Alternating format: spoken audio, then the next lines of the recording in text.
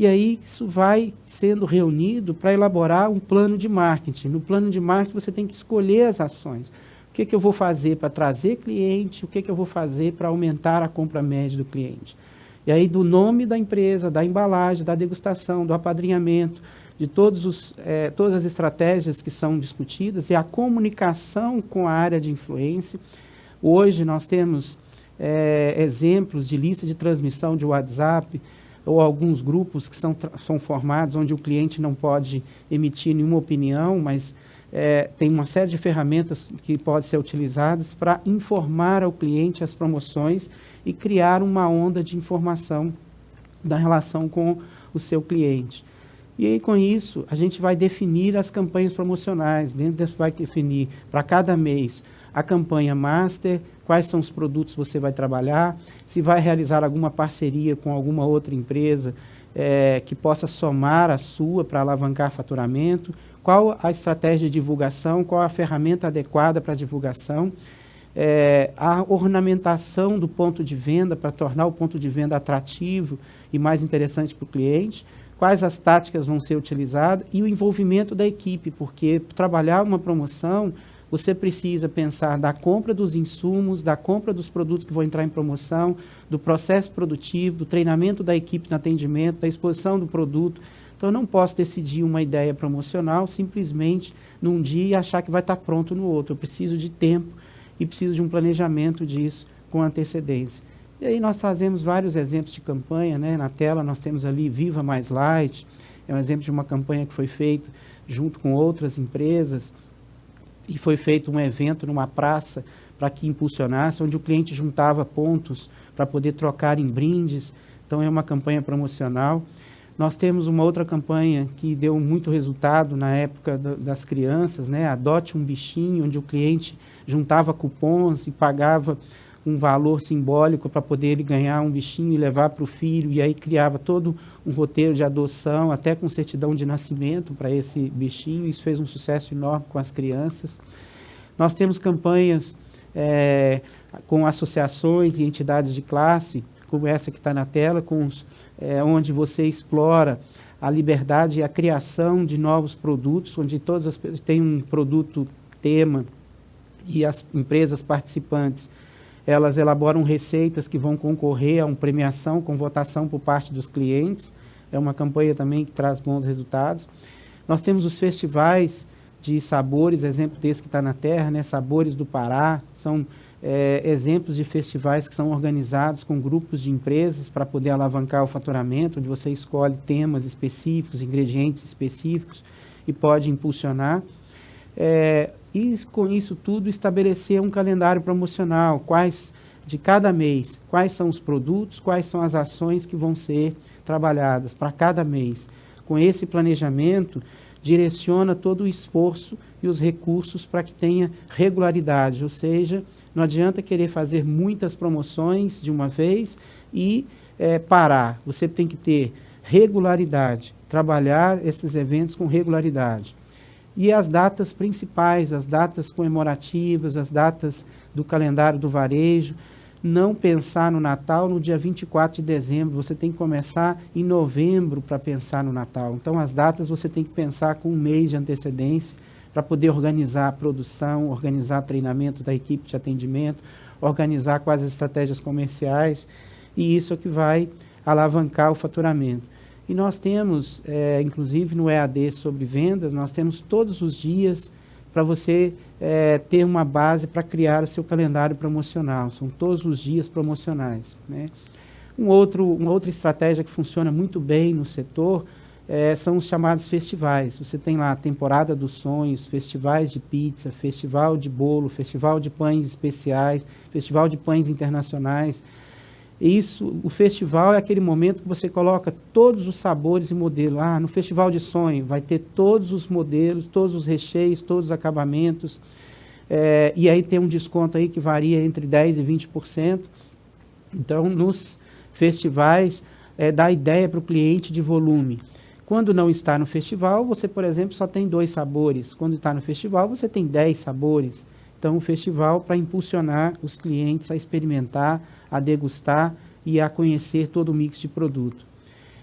Nós temos uma outra estratégia que funciona bem, que são os jornais de oferta, principalmente as empresas que são também empório, né, os pontos de venda que vendem produtos de conveniência. Mas o que o jornal de oferta tem? O jornal de oferta é uma oportunidade de você mostrar a qualidade dos seus produtos, o mix da solução. Então, um jornal de oferta aí em torno de uns 30 itens, você tem 4, 5 itens com marcas muito conhecidas por parte do cliente, com preço muito competitivo, mas você tem também mais 20 e poucos produtos que mostram a diferença entre o seu ponto de venda e dos seus concorrentes, para mostrar a qualidade desse ponto de venda. Então, e hoje esse jornal de oferta, ele é feito muitas vezes na loja, impresso, e ele é feito de forma virtual nas redes sociais, fracionando isso durante uns 15 a 20 dias, durante a duração do encarte promocional. É uma ferramenta que traz muito resultado para a área de venda. Um outro ponto importante é estar trabalhando com os aplicativos, né? Os aplicativos têm uma série de trabalhos promocionais, esses aplicativos com cupons promocionais, a gente recebe às vezes cupons valendo R$30, e o aplicativo, ele, ao distribuir esses cupons, ele estimula as pessoas a comprar os produtos usando o aplicativo. O cuidado que a gente faz é que os produtos que são revendidos no ponto de venda têm uma margem, muitas vezes, inferior aos descontos que o aplicativo faz sobre o valor da venda.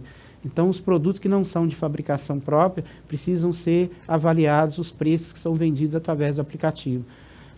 E aí tem as redes sociais também, que cresceu muito, trabalhar bem as redes. Nós temos exemplos de padaria com 50 mil seguidores nas redes sociais, 15 mil, 20 mil seguidores, e aí é uma comunicação constante com o cliente, trazendo esse público, principalmente o público jovem, para o ponto de venda. Então é importante estar na mão de alguém que saiba fazer com qualidade e com regularidade, utilizar bem as redes sociais.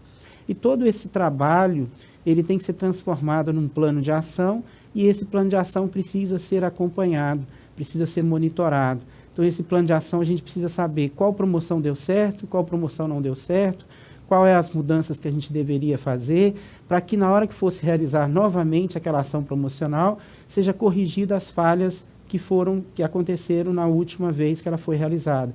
Então, aqui que nós temos na tela é um acompanhamento das ações de marketing, aquilo que é importante você registrar para que você tenha um acompanhamento e tenha uma boa gestão, porque a disciplina e a continuidade das ações é que vão trazer resultado. E se elas não são avaliadas, elas não podem ser melhoradas.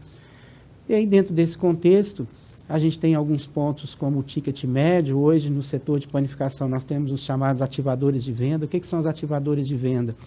São aqueles produtos que as pessoas têm muita clareza do preço, né? Que dá em torno de 1 a 2% do mix de venda, 6% da venda, e até 10% do lucro bruto. Dentro dessa explicação, você limita quais são os produtos que você vai ter preço competitivo. E esses produtos ativadores de venda, é importante a gente entender que, segundo os estudos, o consumidor não está disposto a pagar por esse produto um preço acima de 20% do preço que ele paga nas chamadas lojas abastecedoras, num supermercado, por exemplo. Então, se um leite longa-vida é vendido a R$3 no supermercado, não adianta o ponto de venda de conveniência, no caso de uma panificadora, colocar ele acima de R$3,60, porque o cliente não está disposto a pagar mais do que 20% pela conveniência, pela proximidade, por já estar dentro daquele estabelecimento. Então, essa engenharia do preço, junto com os ativadores de venda e os limites que se estabelece, de qual é o percentual da sua venda que pode ter de produtos ativadores de venda, que pode chegar no máximo a 6%. Quanto você pode comprometer do lucro bruto com ativadores de venda? No máximo 10%. Toda essa engenharia de preço deixa o ponto de venda mais competitivo e, com isso, a gente consegue ganhar mais competitividade. E aí, quando você oferece os produtos, que é o que eu estava dizendo, né, um produto tradicional, você oferece um produto de maior valor agregado, isso vai ganhar mais produtividade. Um outro ponto relevante é a precificação.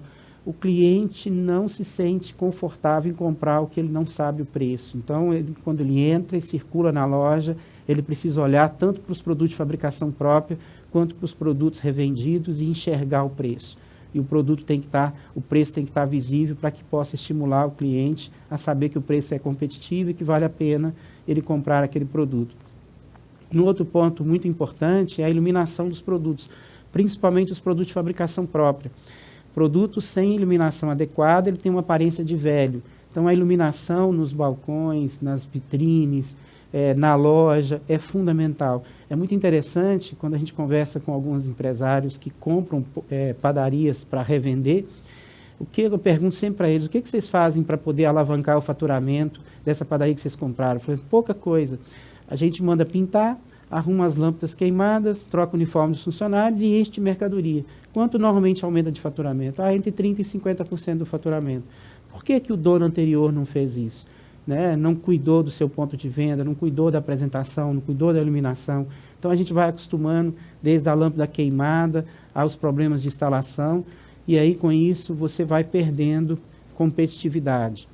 Um outro ponto importante é a distribuição dos produtos, é definir uma planta baixa, né, aonde vai ficar os produtos, e entender que o chamado produto destino, o cliente vai até a sua loja para comprar o produto destino, e no caminho ele vai comprar os produtos de conveniência, vai comprar os produtos de maior valor agregado através da abordagem que é feita.